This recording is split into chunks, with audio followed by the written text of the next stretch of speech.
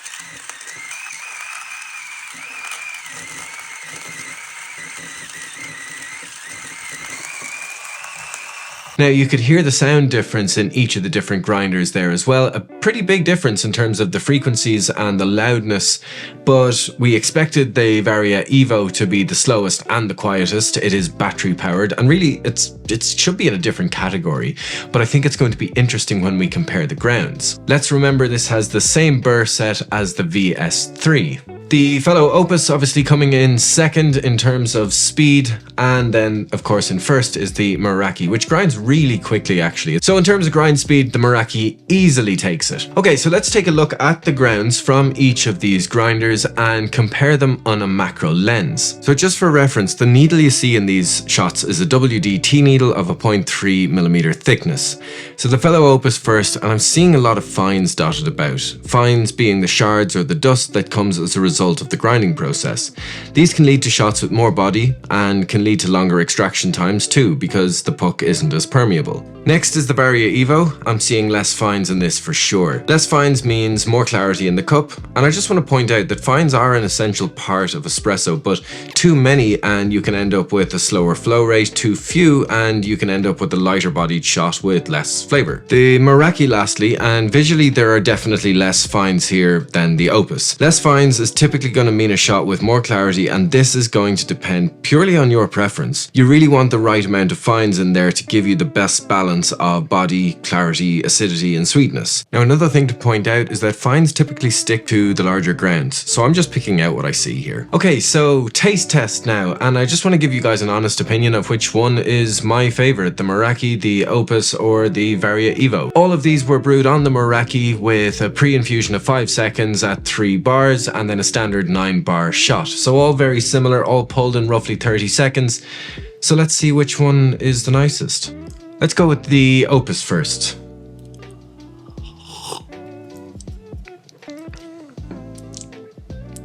Good, very syrupy, not bad. Let's just wash out my mouth a bit. Next, the Varia Evo.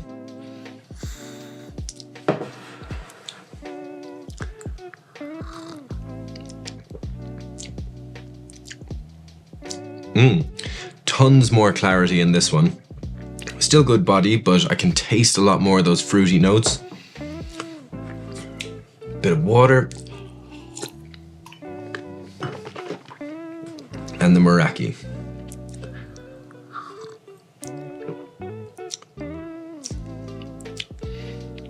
Interesting. I think these two are very, very similar. This is just lacking clarity. It's lacking just sort of flavors. It's not bringing out the fruity flavors that are supposed to be in these beans. And these beans are excellent beans, by the way, wherever they are. These two are very similar. This is a long way behind in my eyes. What's surprising about these two is obviously they're all 38mm conical burrs, right? So they should be broadly similar. But the RPM is so low on the Varia Evo that I expected the clarity on this to be much higher. That's not the case. The Meraki is just as good, if not better. I think the Meraki is my favorite one. It's very close between these two. So effectively what we're saying is the Meraki is just as good as a VS3 and a lot better than the fellow Opus. Interesting.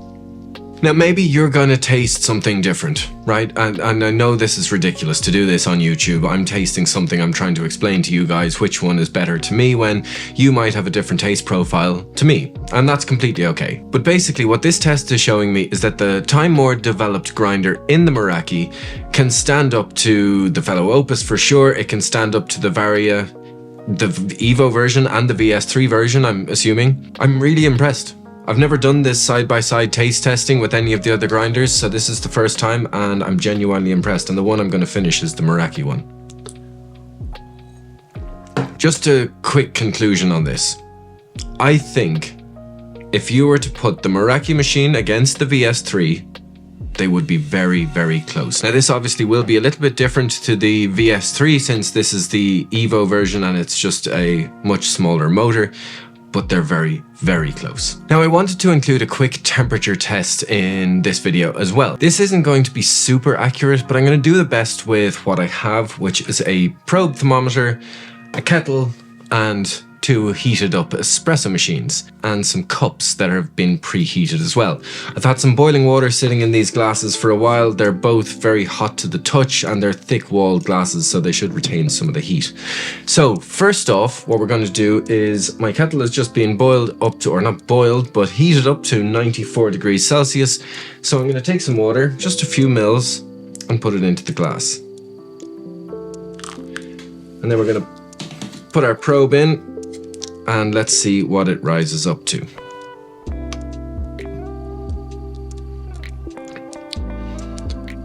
Rising, rising, rising.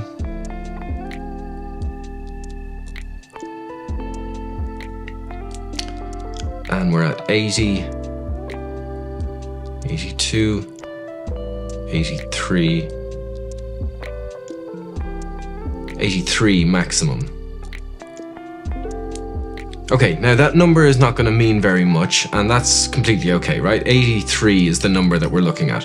What we want to see is when I open the paddle on the Meraki at the same 94 degrees Celsius and let some water draw out, is it going to be at 83 or similar? That's kind of where I'm at. If I can get this to being 83, then I know that it's the same as the kettle, and that's good, right? So let's take the other glass. We'll go in to brew. We've set it at 94 degrees Celsius and do the same thing.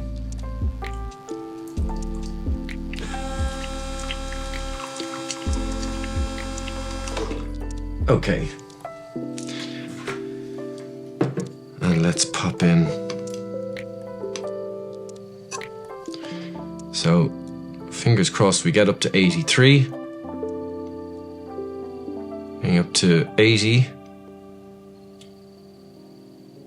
82, 82 and a half. I mean, that's pretty close. 83. It's still rising, 83 and a half. And now we've peaked out and we're dropping back down. That's really good news. That means that for the sake of this test, the kettle and the Meraki are both pulling out water at the same temperature. I'm really happy with that. Now, some of you are probably saying, well, what about at the end of the shot? What about the consistency of the temperature throughout the shot after maybe 30 seconds? Where is it going to be at? Well, let's try it. Okay, empty cups. So I've got this set to 99 grams. We're going to swap out the cups in at around the 80-ish gram mark. So I've got a few grams into this cup, and that should demonstrate what the consistency of the temperature is throughout that entire 100 grams of water coming out. Let's try it. Let's see where we land.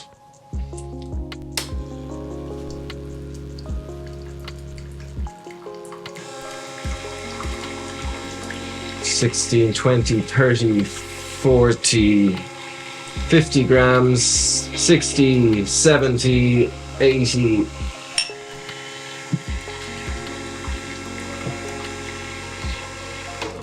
Okay. So that's, I know this is not the most scientific of tests, but it should just demonstrate what it would be like in real world when you're pulling a shot and what the consistency would be like after around 20-30 seconds. Looking promising. We're up at 82. 82 and a half. 82, 83. 80, just about 83. We nearly got there. Okay, so what that's demonstrating to me is that temperature consistency on the Meraki is good, and I'm really happy about that. So let's recap, right? We started with the kettle. The kettle was set for 94 degrees Celsius. We poured some water into a already preheated glass, and on the thermometer it showed us 83. Then we did the same thing with the Meraki. We set it to 94 degrees Celsius with the PID control, put a warmed up glass underneath, opened the paddle for a few seconds, and again it was showing us 83 on the probe. So that means that between the Meraki and the kettle, we are similar, right? We're very consistent between the two. Lastly, what we did was we pulled it for a longer, well, replicating a shot, I suppose.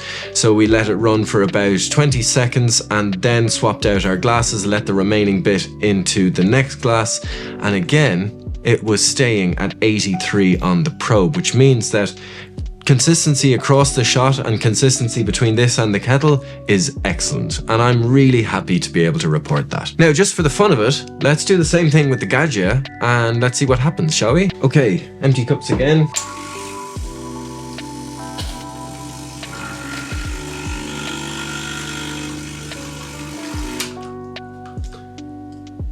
Okay, that should be enough. And let's see what we end up with. Obviously there's no PID control on the Gaggia, so we're kind of shooting in the dark here, but it'd be interesting to see what the water temperature is coming out. 78, 79, peaking out at 79 degrees Celsius. Dropping back down. Okay.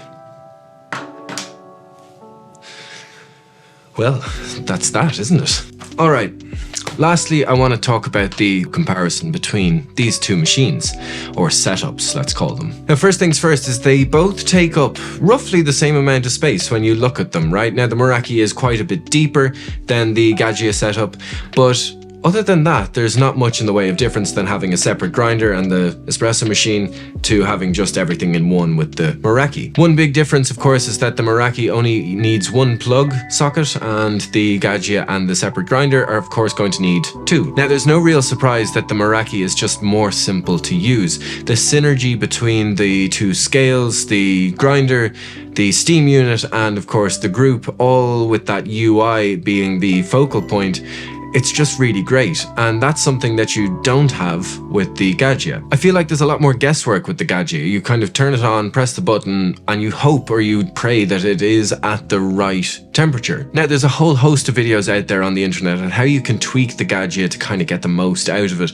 and you can probably see that I've already done something with it, which is attach a lever onto the steam knob, and that's so that I can kind of replicate a low pressure pre-infusion. There are various different ways that you can make the Gaggia better, but you are very much kind of flying blind because there is no readout of temperatures, there's no PID control, so it is a little bit more guessy, let's say. And the other big difference between these two setups is that while the Meraki has everything all in the one, the Gaggia, you're going to need an awful lot more than just the Gaggia and the fellow Opus. You're going to need a whole range of things, and actually I wrote them down. So here's a list of the things that I bought for the Gaggia to kind of give me the best experience and get me as close as possible to getting consistent back-to-back results. Let's go for it. The Gaggia itself, if you were to buy it new, €500-ish. Grinder, if you're looking for a decent setup, I'm probably not going to recommend the Opus. I'm going to say VS3 or something along those lines. I'll put the prices up on the screen as I go. Bottomless portafilter, a nice 18-gram basket. The Meraki one is actually very good, so yeah, you'll need a nice basket. Scales, maybe 2.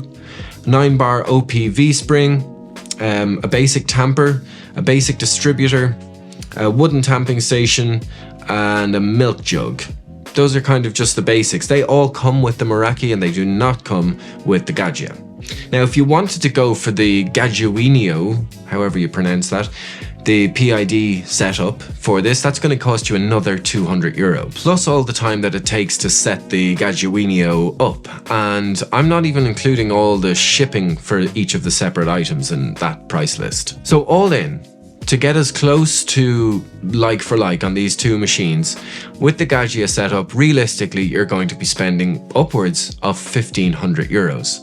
Now, the Meraki is €1,800 retail price, and it's starting to look really good for that price. This is all in one unit. You don't have to void any warranty or anything like that to try and play around with it, fiddle with it, and improve it.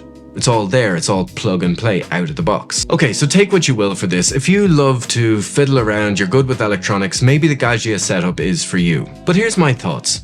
Once you do have the Gaggiuino setup done and you've got your PID control and everything, you're never really going to be happy with it. And here's why. If you are someone that likes to fiddle about with things, you're always going to be tweaking and always going to be trying to get that little bit more out of your espresso and always trying to reach different boundaries. And for some people, that's what they want. For others, you don't want to start fiddling about with machines. You just want everything out of the box. You want it to do repeatable shots back to back to always get the same results and not to have to worry about one element that you have fiddled with breaking. The Meraki is ready out of the box, and you can already play with a lot of those variables and tweaks that you would get on the Gaggia straight away. Plus, I'm not a fan of how the Gaggia looks. I'm gonna get some hate comments, I know, for that, but it's not my style. Now lastly, I wanted to do some pressure testing on the Meraki to see if it gives constant pressure throughout the shot, and unfortunately I wasn't able to do that test. And the reason is that the portafilter that comes with the Meraki, although it's very nice, it does have different ears to a standard E61 machine. So I wasn't able to put one of my pressure portafilter things into it to test it out. So that's unfortunate. But I thought, why not just try this, right? The spouts, they come off. And why not just take these off and use my little pressure sensor. And unfortunately, the threads don't match. So here's my thoughts about the pressure consistency on the Meraki. It's a rotary pump. And rotary pumps generally mean a higher level of consistency than that of a vibratory pump. This is why rotary pumps are typically found in commercial settings. And you also find a rotary pump in the Lilith Bianca, which we already know is an amazing machine. Should we be comparing this to the Lilith Bianca? I hope that this video has answered some of the questions that you had around the Meraki Espresso machine. I know it's not very scientific, but hopefully it gives you guys a better understanding of what this machine is like compared to some other setups out there. Now, I didn't touch on anything to do with the steam unit on the Meraki because in my eyes, that's just the clear winner. You've got the temperature probe at the bottom of the steam wand, which reads out the temperature of the milk as you're steaming, which is not something a lot of, or if any, other machines that I know of do. So taking all of this into account, never mind Kickstarter or any other crowdfunding campaigns that Meraki had, the €1,800 retail price is starting to look really good. Rotary pump, consistent temperatures, great grind quality, the synergy that comes between all of the different elements on the machine all built into the one unit, the temperature probe and the steam wand, all the accessories, convertible portafilter, and really tasty shots. I am simply impressed. If this isn't worth a subscribe, I don't know what is. Please do hit the subscribe button, follow me on Instagram, follow along on this journey with me, and I will see you very shortly in the next video.